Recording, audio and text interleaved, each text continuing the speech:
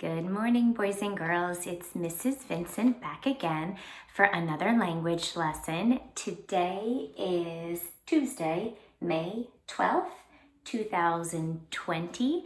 I'd like to personally wish any moms who are listening or anyone who celebrates Mother's Day a very happy belated Mother's Day. And you might be wondering, kids, what does the word belated mean? Maybe that's not a word that you're familiar with.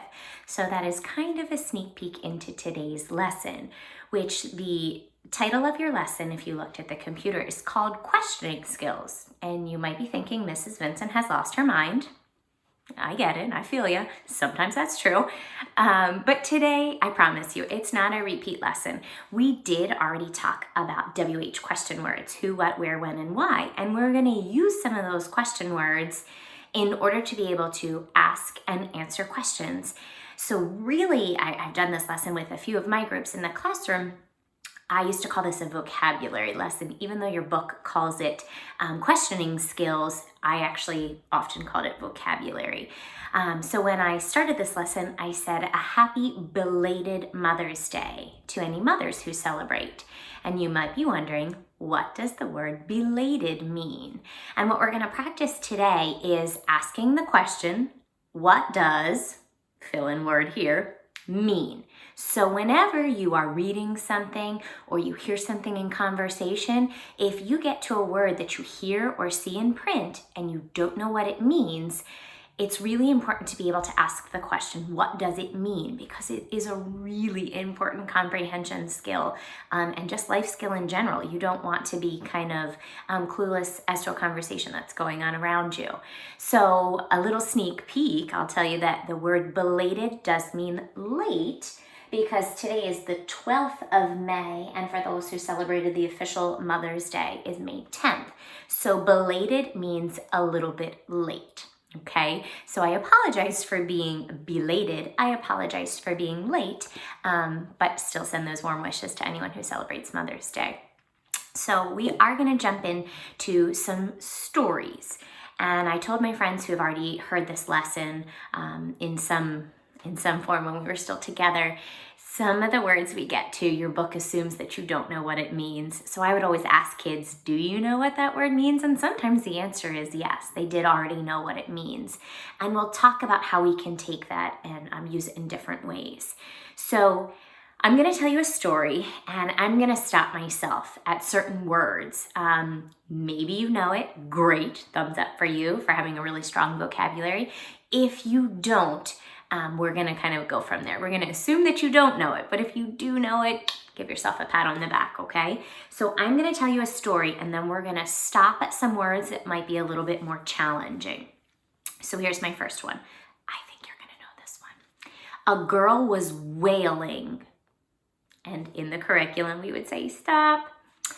Ask the question about what the word wailing means. So again, this is where we practice our questioning skills. So listen again. Ask the question about what the word wailing means. Get ready. Yes, what does the word wailing mean? Andrew, I saw your feedback. I had a friend who asked me for a little more wait time, so I hope that I'm going to do a better job today. And a shout out for Andrew. Thank you so much for that feedback.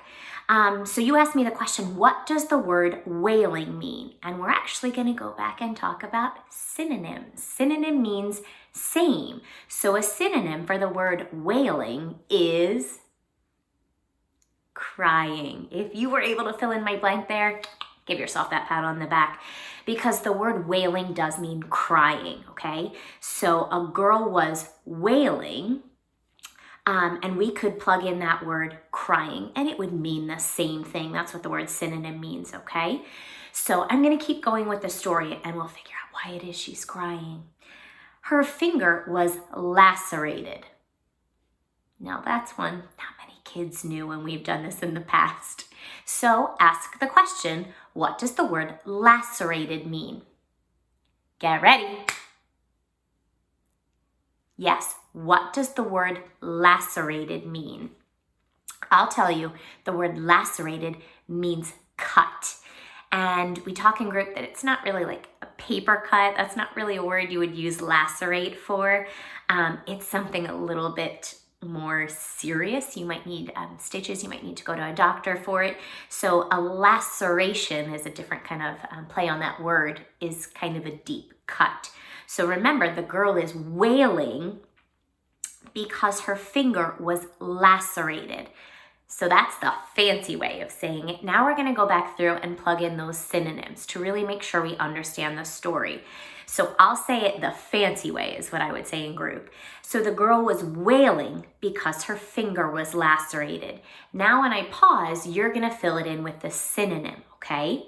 So the girl was crying because her finger was cut. Great job on that one.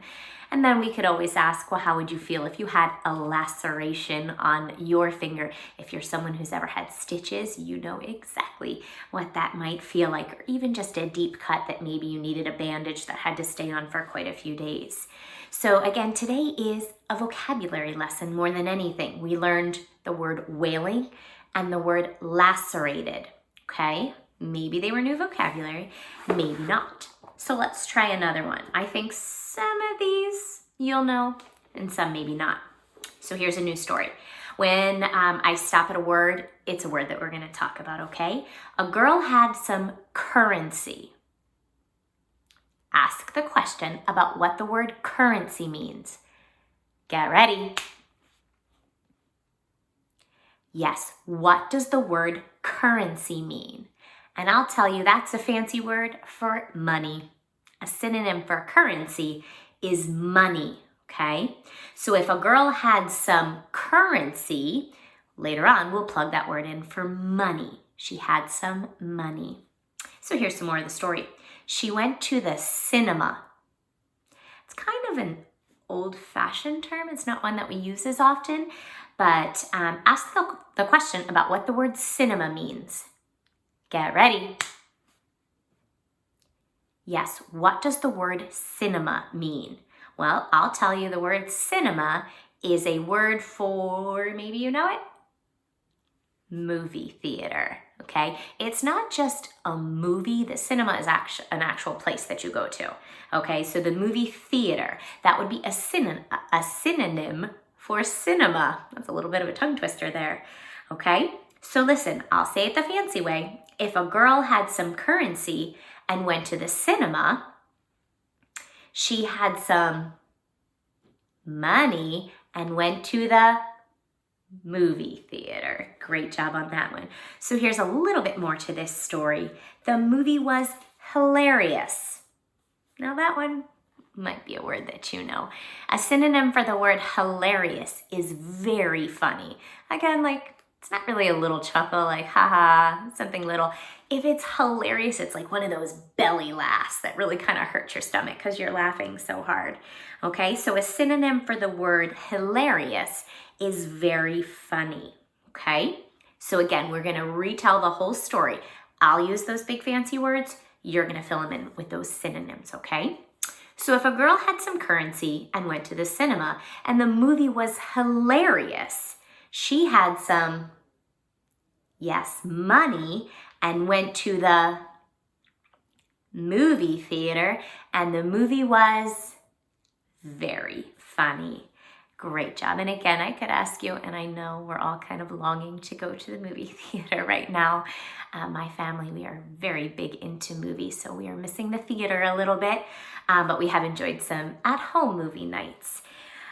So I'll tell you that your task for today, please don't freak out. I kind of want this to be a long-term goal. I'm going to make something called Big Words for Little Kids. And it's going to be a big list of words that are big words. They're not kindergarten words. They're not. But my challenge to you is to kind of pick a word a day or maybe a word for the week, whatever works for your family, okay? Pick out one of those words and ask mom or dad or grandma, brother, sister, whoever's doing these exercises with you, ask them the question, what does the word fill in that blank, mean? And then it's your challenge to try and use that word throughout the day, maybe just in talking, in conversation. When you're watching a TV show, instead of saying, well, that was really funny, you could say, well, that was hilarious. It's a way to really expand your vocabulary. Yes, you can say funny. It means the same thing. But good readers, and as you become better readers, we often see that your writing and your conversation becomes better too, because you're exposed to more words. So your vocabulary gets a little bit better. And that's my hope for you, that you pick one of these big words, and then when it comes out of a little kid's mouth, it's really fun for adults to see and hear, and it makes you sound so super duper smart. So my challenge to you is to pick one of these big words for little kids and use it in a sentence. Many of you were doing journals in the classroom, so turn it into a journal. Again, instead of using, I watched a movie and it was really funny, you're gonna write for your journal, I watched a movie and it was hilarious. And then you'll draw a picture of that movie for me. Whatever word you choose to use, there's gonna be a lot to pick from. Just pick one, but hold on to the list, okay?